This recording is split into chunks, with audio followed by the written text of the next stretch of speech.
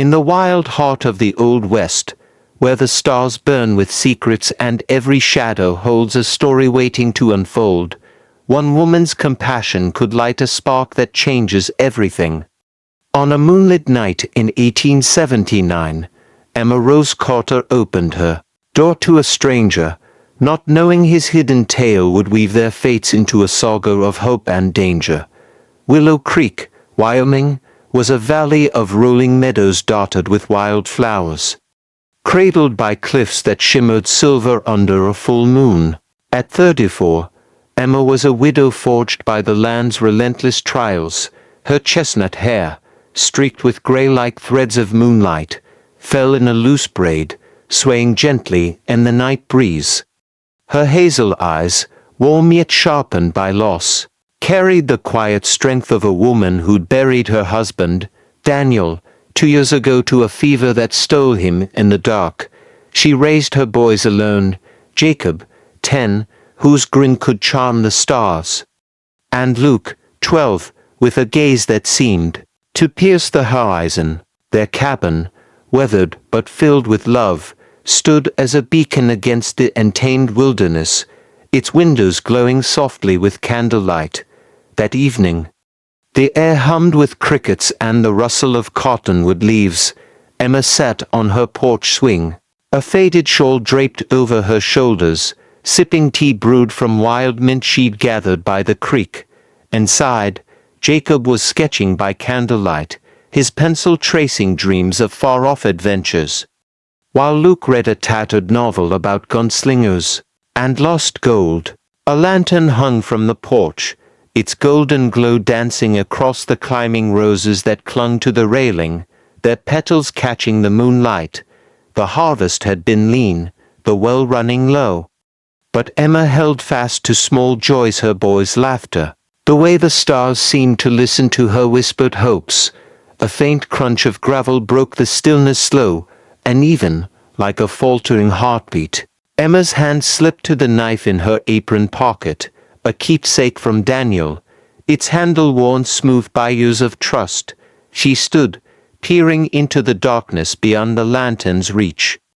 Raiders roamed Willow Creek, men who burned homes and stole futures without remorse. But this was no raider. A man stepped into the moonlight, tall and lean, his silhouette sharp against the silver cliffs, his charcoal duster, frayed at the hem, hung loose over a frame worn by the trail. A battered hat shadowed his face, revealing only a jaw dusted with stubble and a scar curving along his cheek like a river etched in moonlight.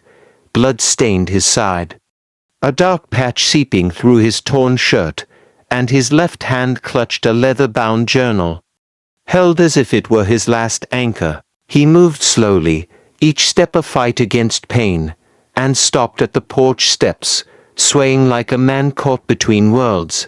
"Who are you?" Emma's voice cut through the night, steady but laced with caution, her heart pounding beneath her calm. Lifted his head, and the moonlight caught his eyes, storm gray, heavy with a sorrow that seemed to stretch beyond the stars. "No one to trouble you, Mom," he rasped, his voice rough as sagebrush against stone. "Just need a place to rest." Emma studied him, her instincts battling her heart. He carried no visible weapon, and his hands trembled faintly, not from fear but exhaustion. His gaze, raw, unguarded, stirred a memory of her own lonely nights, praying for a sign that hope still lived. She eased her grip on the knife. "You're bleeding. How bad is it?" "Bad enough to ask for help," he said, and then he stumbled, the journal slipping as he caught the porch railing with a groan. "Jacob." "Luke." Emma's call brought the boys running, their footsteps echoing through the cabin.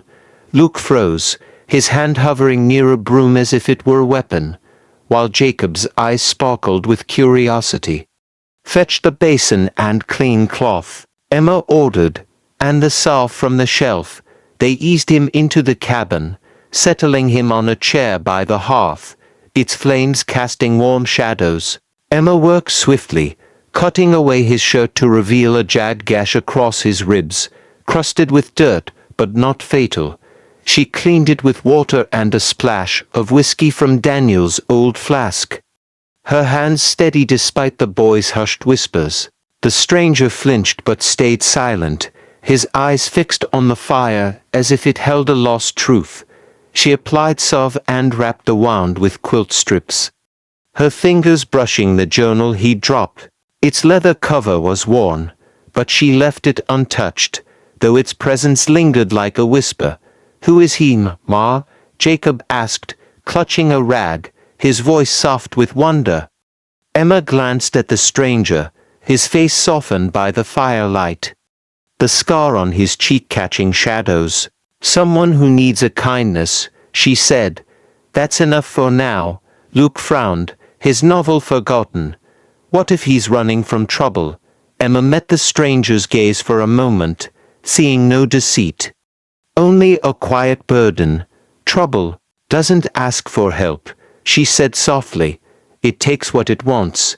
The night grew heavy, the cabin creaking under silence. Emma sat by the hearth, the stranger's journal beside him as he slept, his breathing slow but steady. The boys huddled in their bunks, whispering tales of outlaws and heroes. Emma stayed awake, watching the flames, wondering what she'd welcomed her. Wonder, a fugitive, or a spark of something greater. By morning, he was gone. The bandages were folded neatly, the journal vanished. A single bootprint marked the dirt by the porch, faint as a dream, erased by the breeze. Emma stood there, her shawl tight round her, staring at the cliffs where dawn painted the world gold. Had he been a vision, a flicker of hope in a lonely valley?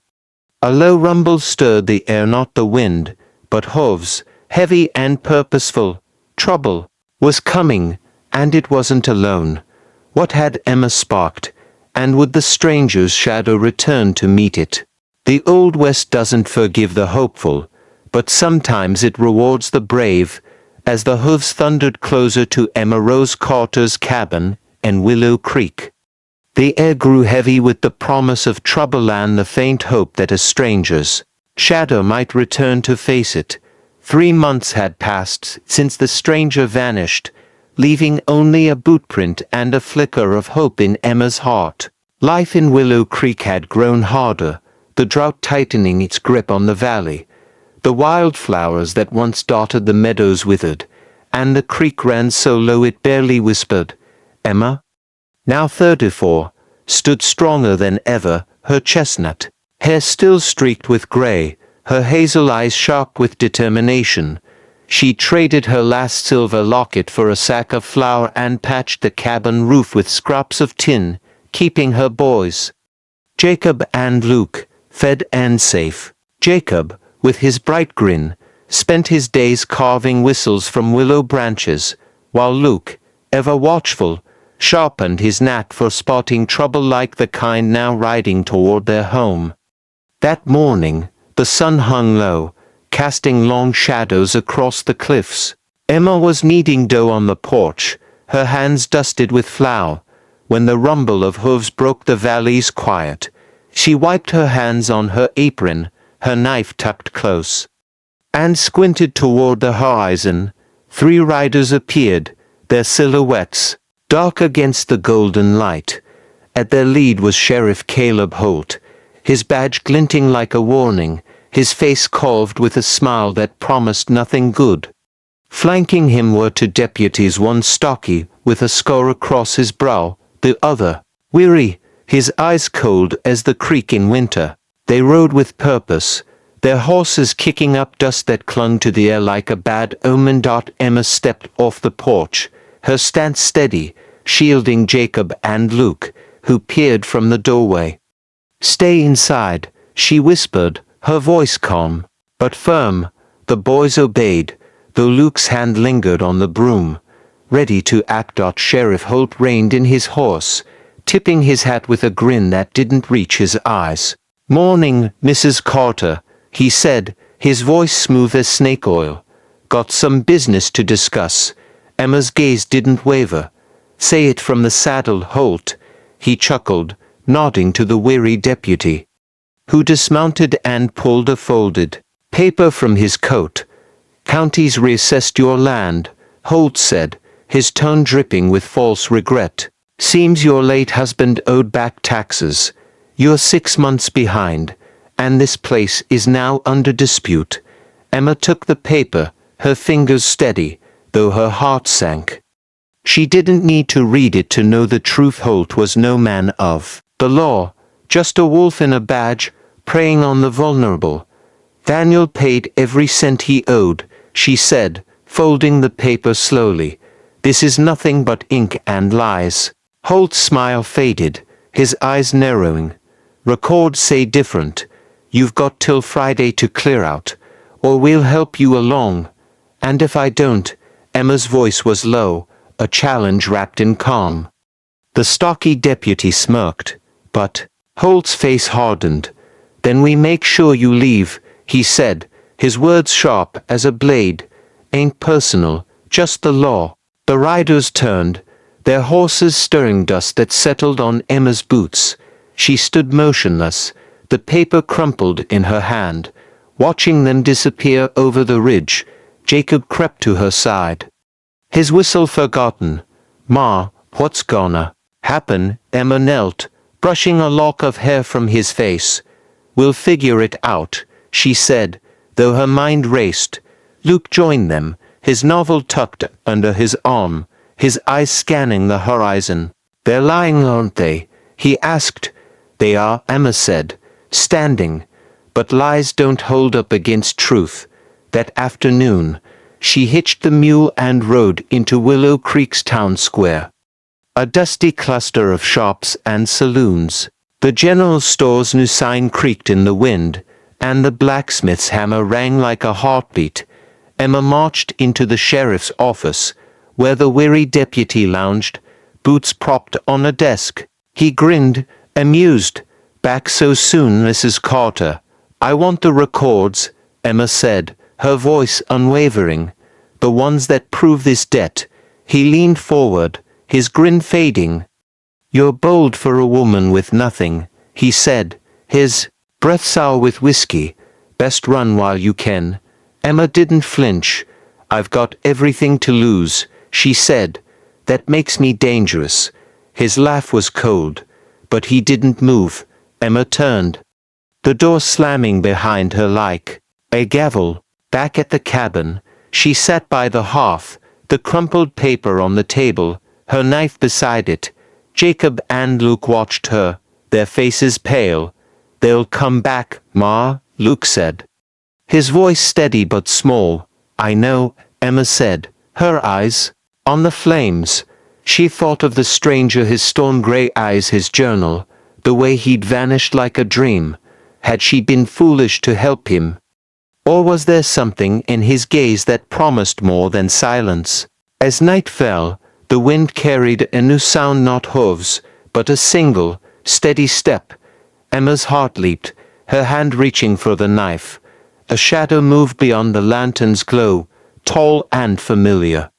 Stepping into the light with a duster, swaying in the breeze. Was it the stranger, come back to repay a debt, or had trouble found her first? In the Old West, trust is a rare coin, spent only by the brave or the foolish. As a shadow stepped into the lantern's glow on Emma Rose Carter's porch, the air in Willow Creek thickened with the weight of hope and the promise of a fight yet to come. The night was heavy, the stars hidden behind clouds that rolled over the Wyoming cliffs like a warning. Emma stood frozen, her hand on the knife in her apron, as the figure emerged from the darkness. It was him, the stranger, his charcoal duster swaying in the breeze, his stone-gray eyes catching the lantern's light. The scar on his cheek seemed sharper now, etched deeper by time. He carried no journal this time, only a rifle slung over his shoulder and a quiet resolve that made the night feel smaller. Emma's heart leaped, not from fear, but from a spark she hadn't dared name. You came back, she said, her voice soft but steady, the knife lowing to her side. Heard your sheriff's been stirring trouble, he replied, his voice low, like the rumble of distant thunder. He stepped onto the porch, his boots creaking the boards. Figured I owed you a debt. Jacob and Luke peered from the doorway, their eyes wide. Jacob clutched his carved whistle, while Luke's hand hovered near the broom, his novel forgotten. Is that him? Ma, Luke whispered, his voice a mix of awe and doubt. Emma nodded, her gaze locked on the stranger. Go inside, boys. Stay close. The stranger tipped his hat slightly, his eyes scanning the horizon before settling on her. Holt's coming tomorrow, ain't he? He said, not a question but a fact. He won't come alone. Emma's fingers tightened on the knife's handle. He wants the land. Says we owe taxes Daniel never did.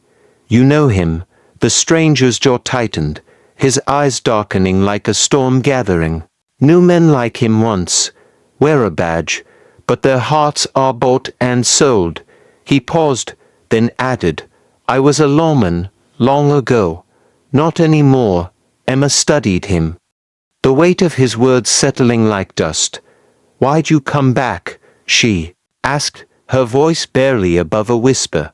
He looked at her, his gaze steady, unguarded. Because you didn't ask questions when I was bleeding, he said. In this world, that's worth repaying. And sighed. The hearth's glow warmed the cabin as Emma poured him weak coffee from a tin pot. He sat by the fire, cleaning his rifle, with steady hands, each motion precise, like a man preparing for more than a fight. Jacob sat cross-legged nearby, watching in silence, while Luke leaned against the wall, his eyes sharp. You gonna stop them, mister? Jacob asked, his whistle dangling from his neck. The stranger glanced up, a ghost of a smile on his lips. Ain't about stopping them, son. It's about giving them a reason to walk away. Emma sat across from him, the crumpled paper from Holt on the table between them. They'll bring men, she said. More than last time. He nodded, his hands pausing on the rifle. Then we'll be ready. He reached into his duster, pulling out a small, worn map, its edges frayed. There's a spring north of here, hidden in the cliff. If we can hold this place, you could tap it, make this land bloom again. Emma's eyes widened, tracing the map's lines. You sound like a man with a plan. I've been many things, he said, his voice soft but firm. Right now, I'm just a man who's tired of seeing good folks lose. The cabin fell quiet, the fire crackling as the boys drifted to their bunks. Their whispers fading. Emma watched the stranger, his scar catching the firelight, and felt a warmth she hadn't known in years, not just from the hearth, but from the certainty in his eyes. He wasn't here to hide. He was here to stand guard as the night deepened. Emma stepped outside, the lantern casting long shadows across the porch. The stranger followed, his rifle resting against the railing. You don't have to do this, she said, her voice soft against the wind. This ain't your fight. He looked out at the cliffs, the moonlight tracing their edges. It is? Now, he said, and the weight of his words felt like a vow. A faint rustle stirred the meadows, not the wind, but something heavier, hooves maybe, or the echo of trouble drawing near. Had the stranger's return brought salvation, or had it called the storm to their door? In the Old West, courage doesn't always shout, it hums in the quiet before the fight. As the moon hung low over Willow Creek, Emma Rose Carter and a stranger stood side by side. Their bond forged in kindness, now facing a storm that threatened to tear their world apart. The night was heavy, the Wyoming cliffs casting jagged shadows across the meadows. Emma stood on her porch, her hazel eyes sharp, the knife in her apron a familiar weight. Beside her, the stranger leaned against the railing, his charcoal duster swaying in the breeze, his storm-gray eyes scanning the path where trouble loomed. His scar, etched along his cheek, caught the lantern's glow, a silent mark of battles past. Inside, Jacob clutched his carved whistle, his grin replaced by a tense frown, while Luke gripped a broom. His novel forgotten, his gaze steady as stone. The cabin creaked, its wooden heart beating with the family's resolve. The stranger had worked all day, setting traps with a quiet precision, wires strung through the cottonwoods. Barrels stacked by the fence to block bullets, stakes hidden. In the grass, Emma had helped, her hands steady despite the fear gnawing at her heart.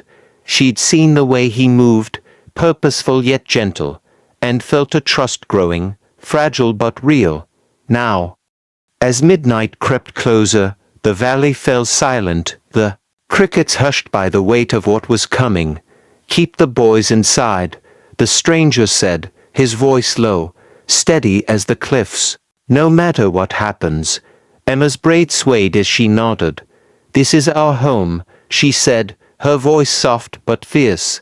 "I'm not standing by." His gaze met hers, softening for a moment. "You've carried enough," he said. "Let me take this one." Before she could reply, hooves thundered through the valley. Sheriff Caleb Holt rode at the front, his badge dull in the moonlight, his face twisted with greed.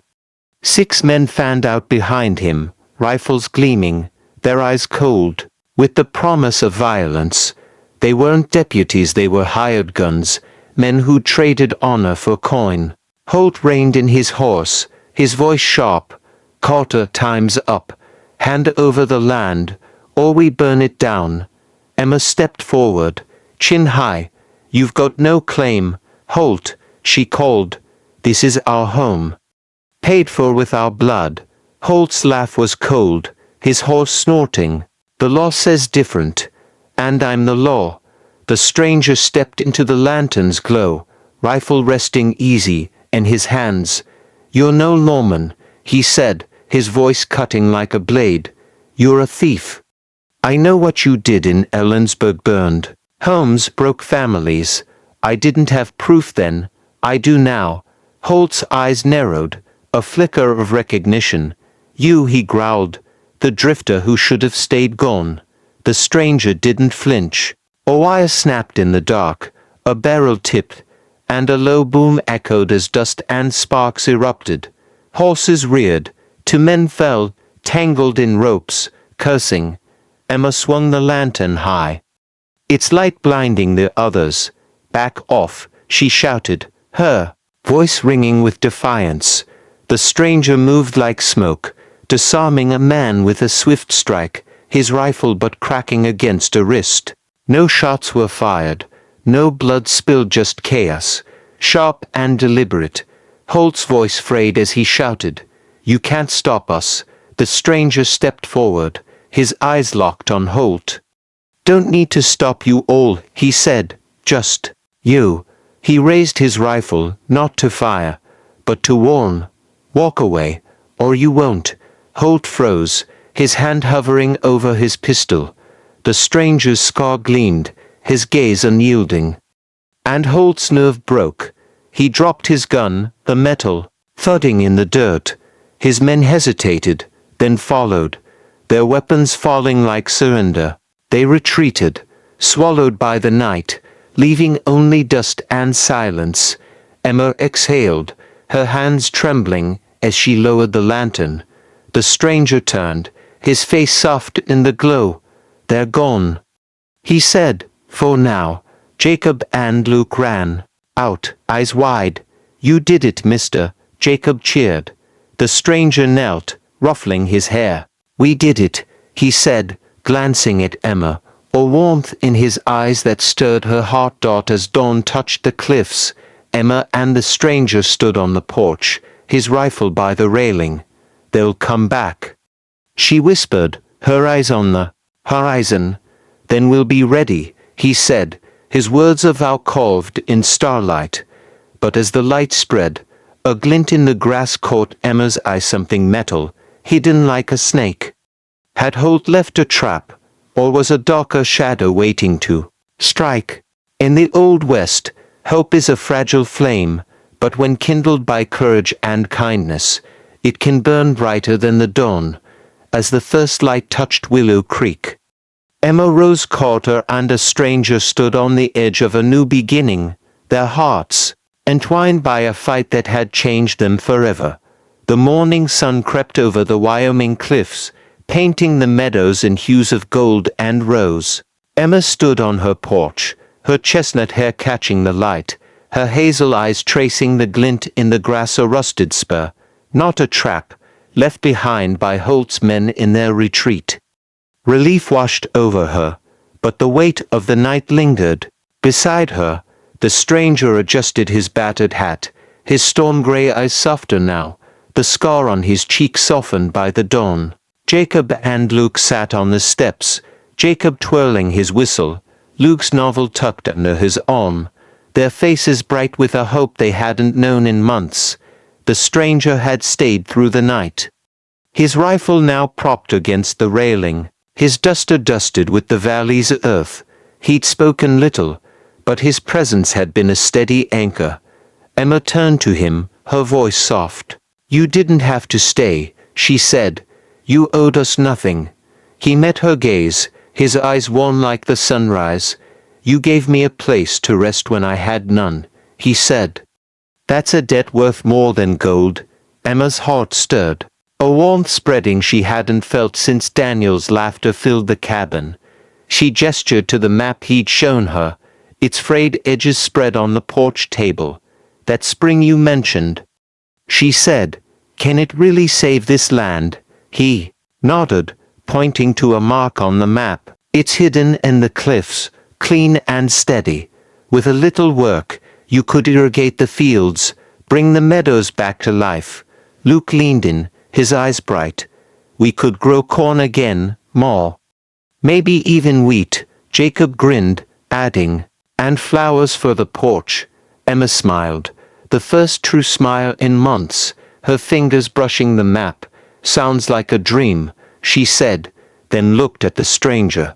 "You planning to help us see it through?" He paused, his gaze drifting to the cliffs, then back to her. "Names are for folks who stay," he said softly. "I ain't decided yet, but I reckon I could stick around a while."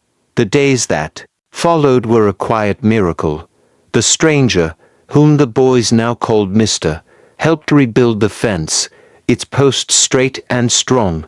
He taught Luke to set snares that spared the rabbits, showed Jacob how to carve a better whistle from willow wood. Emma baked again, her flour-dusted hands kneading dough with a lightness she'd forgotten, her laughter mingling with the boys as they shared meals by the hearth. Neighbors, once distant, came by with seeds and tools, their whispers of Holt's defeat spreading like wildfire. The valley began to heal, wildflowers peeking through the earth, as if the land itself sensed a new season.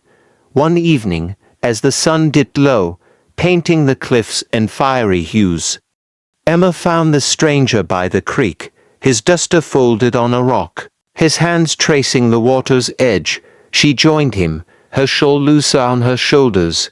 "You never told me your name," she said, her voice gentle. He looked at her, his scar catching the sunset's glow. "Names are for graves," he said, then smiled, a rare warmth breaking through. "But you can call me Will, if you like." Emma's heart skipped, her hand brushing his arm. "Will," she said, testing the name. "It suits you." They stood in silence, the creek's murmur blending with the wind. Emma thought of the lessons this land had taught her about resilience, about kindness, about second chances. The Old West was a place of hardship, but it was also a canvas for hope, painted by those brave enough to believe in it. As the stars emerged, Emma looked at Will, her voice soft but sure. "Whatever comes next, we'll face it together." He nodded, his hand resting near hers, not quite touching but close enough to promise. "Together," he said, and the word felt like home. And so, Willow Creek bloomed again, not just with wild flowers, but with the enduring truth that kindness can spark a legacy. In the Old West, stories like Emma's remind us that even in the hardest times, A single act of compassion can change a life and maybe a whole valley. If this tale stirred your heart, hit that like button and subscribe to join us for more stories of courage and hope. Who knows what legends we'll uncover next?